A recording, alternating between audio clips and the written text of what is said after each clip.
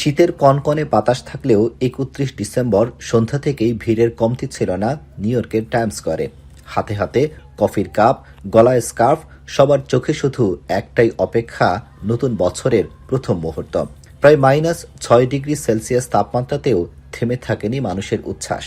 এখানে তো বিভিন্ন জাতি, বিভিন্ন রঙের, বিভিন্ন বর্ণের মানুষ, সবাইকে নিয়ে খুব ভালো লাগছে।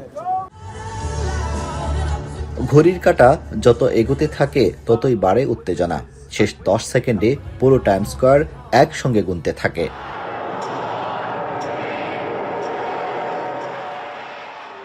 রাত 12টায় ঐতিহ্যবাহী ক্রিস্টাল বল ধীরে ধীরে নামার সঙ্গে সঙ্গে আতশবাজি আর উল্লাসে ফেটে পড়ে টাইমস স্কয়ার। এর মধ্য দিয়েই আনুষ্ঠানিকভাবে শুরু হয় নতুন বছর। তবে এবছর উদযাপনে ছিল এক বিশেষ সংযোজন। নতুন বছর শুরুর কিছুক্ষণ পরেই আবারও নামানো হয় দ্বিতীয় আরেকটি বল। যুক্তরাষ্ট্রের 250তম স্বাধীনতা বার্ষিকীকে সামনে রেখে এই বিশেষ দ্বিতীয় বল ড্রপের আয়োজন করা হয়, যা টাইমস স্কয়ারের ইতিহাসে ব্যতিক্রমী মুহূর্ত।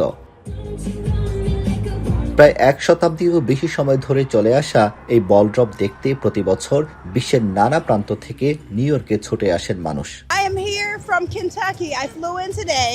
I'm flying out tomorrow. I just want to tell you Happy New Year and thank you. Hello, everybody.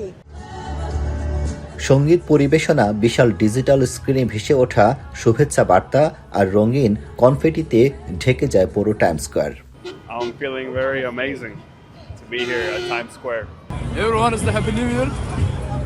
পুরনো বছরের সব দুঃখ কষ্ট পেছনে ফেলে নতুন স্বপ্ন আর প্রত্যাশা নিয়ে এভাবেই মানুষ স্বাগত জানায় আরেকটি নতুন বছরকে।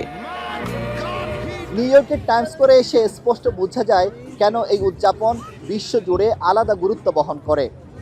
বৈরী আবহাওয়ার মধ্যেও সারা বিশ্ব থেকে মানুষ এখানে এসে নতুন বছরকে স্বাগত জানাচ্ছে নতুন করে শুরুর প্রত্যাশায়। আব্দুল আহাদ, এখন টাইমস স্কয়ার, নিউ ইয়র্ক, যুক্তরাষ্ট্র।